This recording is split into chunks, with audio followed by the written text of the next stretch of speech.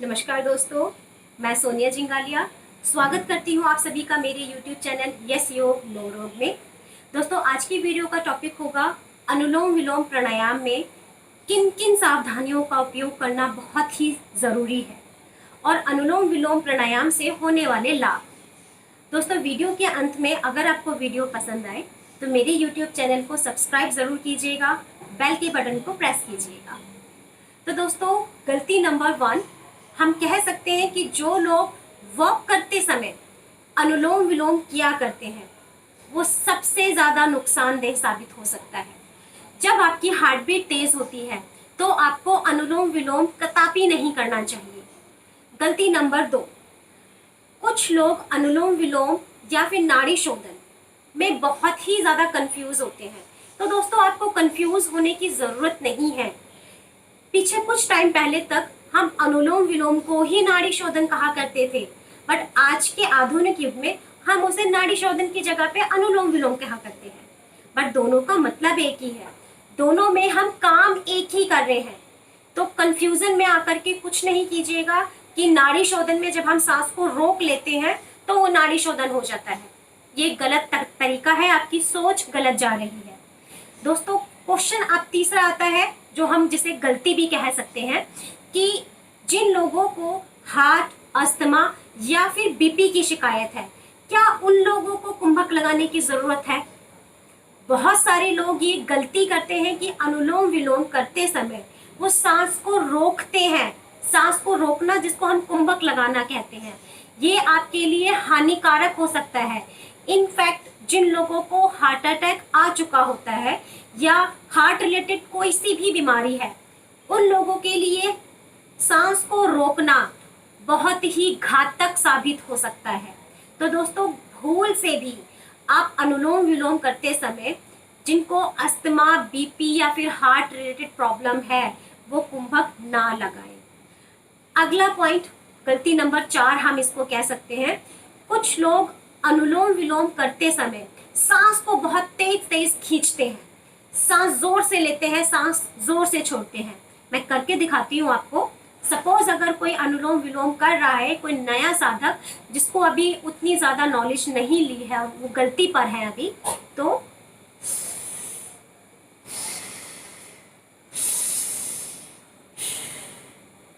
इस तरीके से सांस लेना हानिकारक है।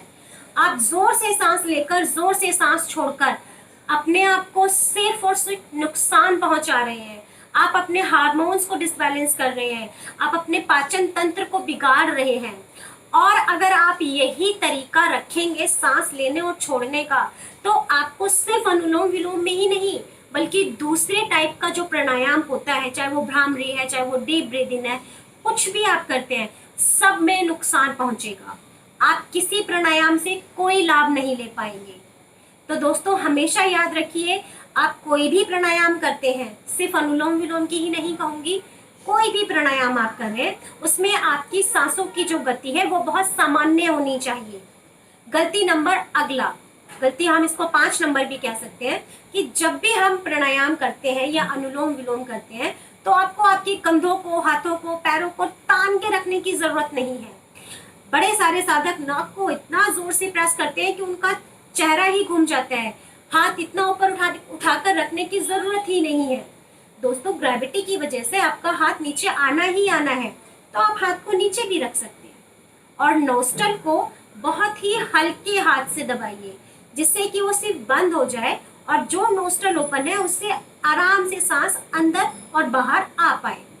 तो दोस्तों, ये तो हुई वो सावधानियां जो आपको ध्यान रखनी है अनुलोम विलोम करते समय। अब हम बात करते हैं अनुलोम विलोम करते समय कौन से नियम हैं जिनका हमें पालन करना है, कौन सी सावधानियां हैं जो हमें बरतनी है, किन चीजों पर हमें ध्यान देने की जरूरत है। तो दोस्तों, बात करते हैं समय। अनुलोम विलोम करने के लिए हम कोई पर्टिकुलर टाइम नहीं बांध सकते हैं। आप किसी भी समय अनुलोम विलोम कर सकते हैं, चाहे वो सुबह का समय हो, दोपहर, शाम या फिर रात का। जिन लोगों को नींद ना आने की बीमारी होती है वो लोग तो रात को सोने से कुछ देर पहले भी अनुलोम विलोम कर सकते हैं। बस आपको ध्यान रखने की जरूरत है, कोई भी यौगिक एक्टिविटी करते समय आपको 2 से 3 घंटे का परहेज रखना होगा खाने और पीने का।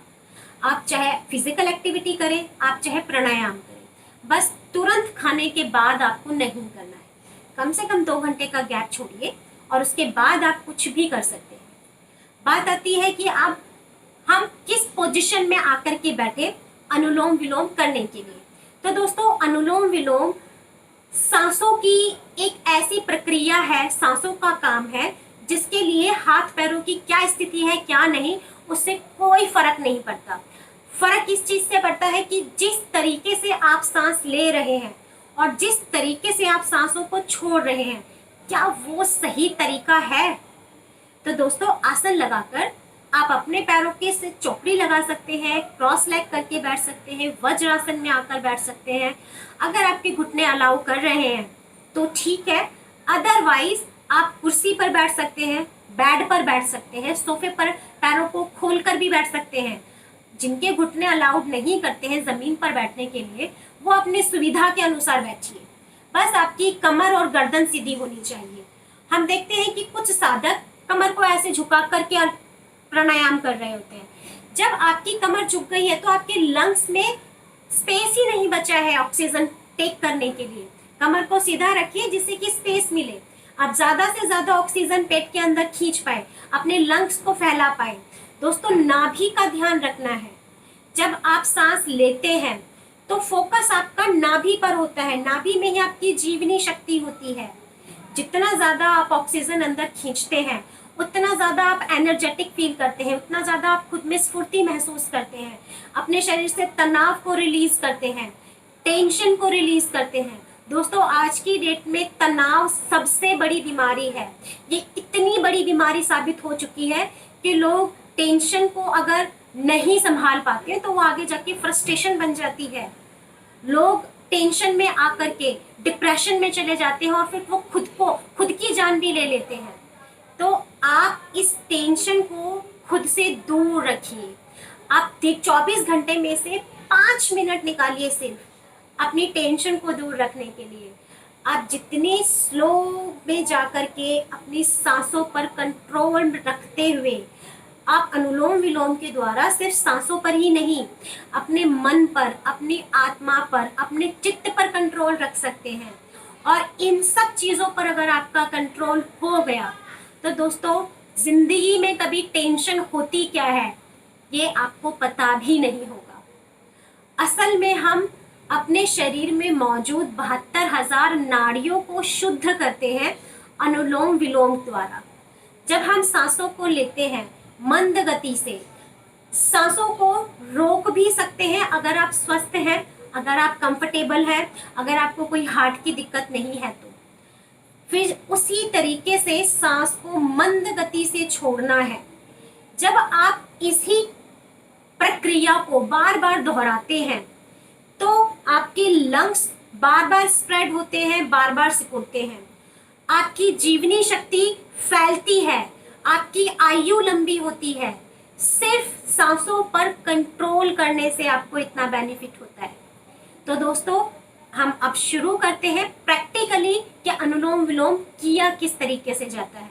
हाथों की कोई भी मुद्रा बना सकते हैं, वायु मुद्रा, ध्यान मुद्रा, ज्ञान मुद्रा, और मैं दूसरे हाथ जो कि नाक को बंद और खोलने का काम करेगा, हम उसमें बनाते हैं विष्णु मुद्रा। अंगूठे से राइट नोस्ट्रल को बंद करेंगे। दोस्तों, राइट और लेफ्ट का फर्क होता है। राइट नोस्ट्रल हमारी सूर्यभेदी का सूचक है, हमारे शरीर को गर्मी ऊष्मा प्रदान करता है। लेफ्ट नोस्ट्रल हमारा शीतलता का प्रतीक है, जिसको हम लेफ्ट नोस्ट्रल को हम कहते हैं चंद्रभेदी, जिससे हमारे शरीर को शीतलता प्रदान होती है। तो हमेशा जब भी हम सांस लेंगे गर्मियों में तो लेफ्ट को खोलकर रखते हुए लेफ्ट से सांस पहले लेंगे। जितना लंबा आप सांस ले सकते हैं, जितना समय आप सांस लेने में लगाते हैं, उससे अधिक समय सांस को छोड़ने में लगना चाहिए। तो शुरुआत करते हैं। राइट नोस्ट्रल बंद और लेफ्ट से इनहेल।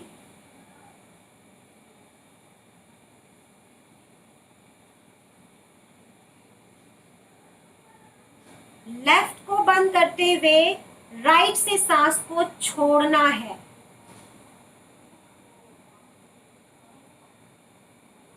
चक्र को कंप्लीट करने के लिए राइट से ही सांस लेंगे, जितनी लंबी सांस आप खींच सकते हैं।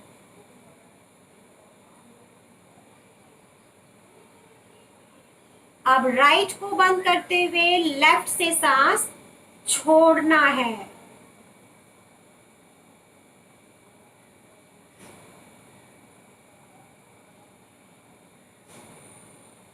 दोस्तों ये हमारा हुआ एक चक्र। हमने लेफ्ट से शुरू किया था और राइट से छोड़ते हुए फिर लेफ्ट पर ही खत्म किया है।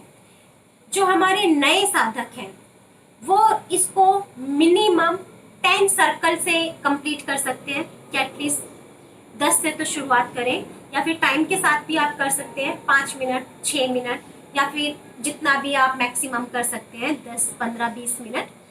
तो दोस्तों ये तो रहे कि हमें अनुलोम विलोम किस तरीके से करना चाहिए। दोस्तों हम अनुलोम विलोम के द्वारा अपने नाड़ियों को शुद्ध करते हैं, अपने मन को शांत करते हैं, चित्त को शांत करते हैं। इस वीडियो के द्वारा मैंने कोशिश की है कि आपके सारे सवालों के जवाब आपके पूछने से पहले ही दे दिए जाएं। कुछ लोगों का क्वेश्चन होता है कि प्राणायाम हमें योगा अभ्यास के बाद करना चाहिए या फिर पहले। तो दोस्तों फिजिकल एक्टिविटी करने के बाद ही प्राणायाम किया कीजिए, उससे लाभ अधिक होगा।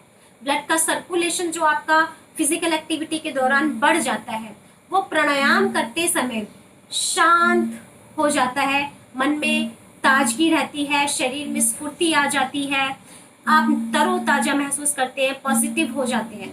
तो दोस्तों फिजिकल एक्टिविटी पहले, बाद में प्राणायाम। आज की वीडियो में हम इतना ही रखेंगे। अगर फिर भी कहीं पर कोई चूक हो जाती है हमसे, तो आप हमें कमेंट के थ्रू अपने सवाल हमसे पूछ सकते हैं। हम आपके सवालों के सभी जवाब जरूर